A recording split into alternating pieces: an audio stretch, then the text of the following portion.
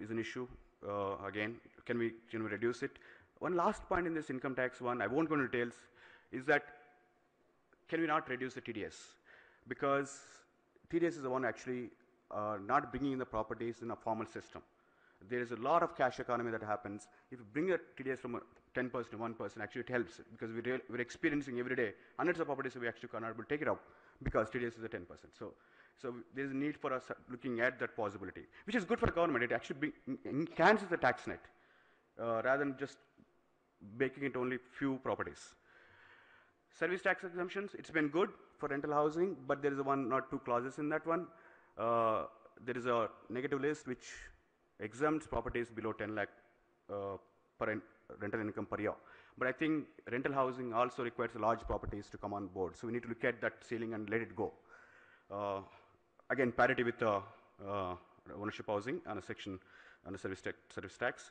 And we are treated as a commercial in our service delivery. I think we are residential. I think across service tax and everywhere else. If it can be given to gambling, why can't it be given to rental housing? That's my humble suggestion. Okay, funding. I think that's the crux of the issue also. Chairman has pointed out in the morning session. Both for asset and light, and I request HUDCO Chairman and NHB in the future to look at it, what can be done to promote the market. And I think I'll look forward to listening to you. Again, whatever is happening in affordable housing side, ownership side, can it not be done for a ownership side? That's a point. I don't want to go into details because the time is short. Priority sector lending. Can the rental housing be part of the priority sector lending? FDI issues are there. Credit guarantees that the government is proposing that also needs to be looked into for rental housing. State and local governments. I'll just quickly go through last 3 bullet points. One is that trade license fees in some of the cities actually are higher than 5-star hotels for hostels. It's unbelievable. I won't name the city, but I think it's not applying their mind. I think it only shows how we do the policy making. Again, the property tax issue, rental housing is commercial. These are all part of the peeling of the costs. If you peel off the costs, we're actually able to go to the masses. All these costs are adding up, either income tax or property tax, water rates, electricity rates, everything is adding up. The prices go up by 500 rupees if it is a formal setup, 500, 600 rupees. So if you peel it off, it brings down the cost to the lower income segment further and further. I won't say anything else. Rent control, everybody knows. I won't get into that. Property tax rebates or holidays. Holiday for a rental housing is useful in the future. Okay, that's it. I don't think I get into this direct subsidies to poor because it's a different game altogether. Thank you very much, Chairman. Thank you. Thank you very much. Thank you very much, Satyanarayana. I think it was good points. You made a very nicely compilation, and definitely we make a point to suggest these presentations to the government in the last session. And rental housing also plays a very important role in the city development. When a person's job is not stabilized, I think he initially preferred to stay in rental housing and then eventually shift on a permanent house. I think thank you very much for these few suggestions. Now, may I request Mr. Abbas Master, CEO, Saifi Burani Upliftment Trust. It's a charitable organization operating in Bhendi Bazaar, Mumbai. Very, very thickly populated area, and we would like to hear his views, what are the challenges and how he tackled the development issue. Mr. Abbas Master. Respected Shri Sunil Mantri, Chairman of the session and Vice President NAREDCO, distinguished members on the dais, ladies and gentlemen, it is my privilege and pleasure to address such a distinguished gathering. It is one of man's most basic needs, housing, that brings us together over here. While we address the housing shortage, we inadvertently build cities. This process of urbanization is an increasingly complex phenomenon, cutting across various sectors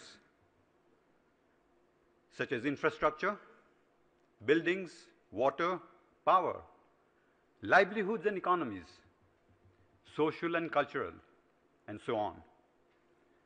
The government and private players must cooperate and collaborate to rise to the challenge of affordable and sustainable housing for all. In addressing this challenge, it is imperative that we remember that just as four walls do not make a home, buildings alone do not make a city.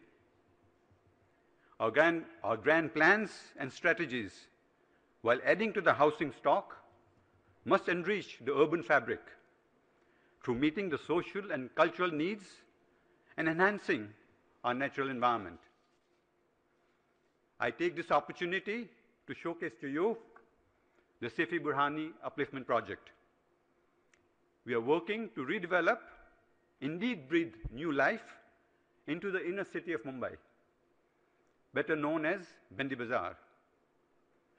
I would like to give a brief presentation, firstly setting the context of a project, thereafter going into details of a project, and most importantly, presenting the learnings from the ground, so that they may be addressed by the policymakers and others in the field to make the goal of sustainable housing for the masses more attainable. Human settlements in urban areas comprise, in the example of Mumbai, four basic areas. One, where it's well planned, where high income group and the medium income group live, as shown on the left. Marine Drive, Pedder Road are examples of that.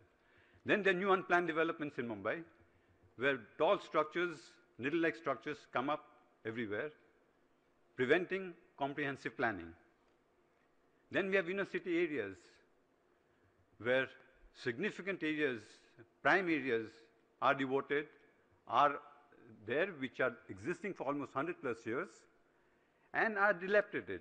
Almost 80% of the buildings in Mumbai are dilapidated by housing authorities, and they are the areas that we are trying to address. And then you have slums, which we all have talked about. I will not spend any time on that. The needs and trends of urban development, one must have an integrated approach, a holistic approach that takes into consideration physical, economic, and social dimensions. And sustainability has to be the key determinant for the success of the development. The three pillars of sustainability, environmental, economic, and social and cultural, we have tried to address all three in a very exhaustive way in our master plan. Before going into what we plan to do, I'd just briefly like to go through what Bhendi Bazaar is today. What you see over here is the inner city that we are talking about. You can see some distant tall buildings, but most of them are 3 to 5 storied buildings, 100-year-old. 80% of the entire area is dilapidated, and the